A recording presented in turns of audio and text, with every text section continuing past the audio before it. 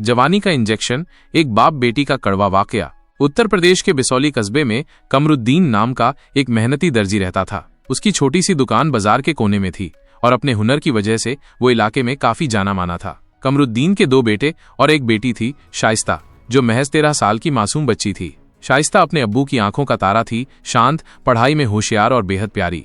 पर कमरुद्दीन के मन में एक बात हमेशा खटकती रहती थी। उसे डर था कि उसकी गरीबी शाइस्ता की अच्छी शादी में बाधा बन सकती है। वो देखता था कि कैसे आसपास के अमीर घरों की लड़कियां फैशन और दिखावे में आगे थीं और उसकी बेटी अभी भी बच्ची थी। हमारी बेटी में भी कुछ खास बात होनी चाहिए, वो अक्सर अपनी बीवी से कहता। उसकी बीवी समझाती, उसके अखलाक अच्छे हैं, पढ़ाई में होशियार है, ये क्या कम है। लेकिन कमरुद्दीन के मन में कुछ और ही चल रहा था। उसे लगता था कि शाइस्ता जितनी जल्दी जवान दिखेगी उतनी जल्दी उसकी शादी हो जाएगी और वो अपनी जिम्मेदारी से मुक्त हो पाएगा। शहर से आया धोखा। एक दिन कमरुद्दीन का बचपन का दोस्त रशीद शहर से वापस आया। वो खुद को ब्यूटी एक्सपर्ट बताता था और कस्बों में नए नए हार्मोन इंजेक्शन का प्रचार करता फिर रहा था। उसने कमरुद्दीन को बहकाया, कमरू भाई, अब लड़कियों को जवान करने का जमाना है। 2 महीने में देखना, तेरी शाइस्ता को हर जगह से रिश्ते आएंगे, बस एक इंजेक्शन हर हफ्ते। कमरुद्दीन पहले तो हिचकिचाया, पर रशीद की चिकनी चुपड़ी बातों में आ गया। उसने सोचा, अगर इससे शाइस्ता की शादी जल्दी हो जाए तो इसमें बुराई ही क्या है। मासूमियत की कीमत। शाइस्ता को पता भी नहीं था कि उसके साथ क्या हो रहा है। अब्बू कहते, बिटिया, ये विटामिन है, ताकत देगा। और हर हफ्ते रशीद घर आता और उसे इंजेक्शन लगा जाता। 2 महीने गुजरे और शाइस्ता का शरीर तेजी से बदलने लगा। उसका चेहरा और शरीर उम्र से कहीं ज्यादा बड़ा दिखने लगा। उसकी मासूमियत में अब एक अनजानी बेचैनी आ गई थी। गली मोहल्ले के लड़के फप्तियां कसने लगे और घर के दरवाजे पर अब देखने वाले रिश्ते आने लगे। शाइस्ता हैरान थी कि अचानक ये सब क्यों हो रहा है। अम्मी, सब मुझे अजीब नजरों से क्यों देखते हैं? उसने एक रात अपनी माँ से पूछा। कमरुद्दीन की बीवी अब पछता रही थी। वो जान चुकी थी कि कुछ बहुत गलत हो रहा है। सवालों की आंधी।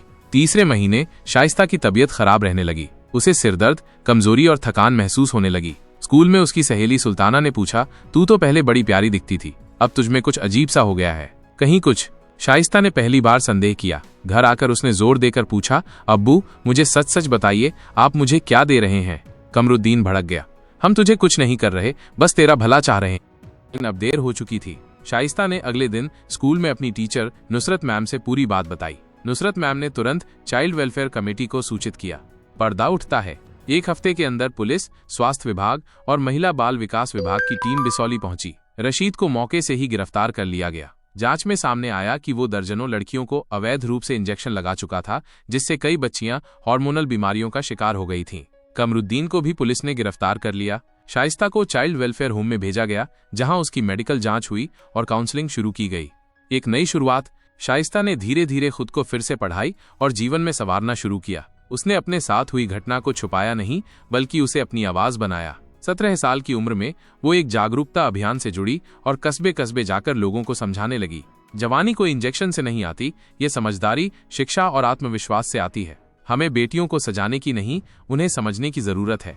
कमरुद्दीन को कोर्ट से सजा मिली। उसने जेल में बैठकर अपनी गलती को स्वीकार किया और बेटी को एक चिट्ठी में माफी लिख भेजी।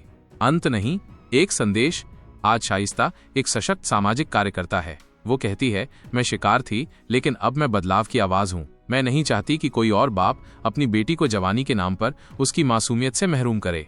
ये कहानी उन सभी लोगों के लिए एक कड़वी सच्चाई है जो समझते हैं कि सुंदरता और जवानी ही किसी लड़की का असली मूल्य है। असल में एक लड़की का मूल्य उसकी सोच, आत्मसम्मान और आत्मनिर्भरता में निहित होता है। कोई भी इंजेक्शन उसे इंसान नहीं बना सकता, पर एक गलत इंजेक्शन उसे बर्बाद जरूर कर सकता है। आपको ये कहानी कैसी लगी?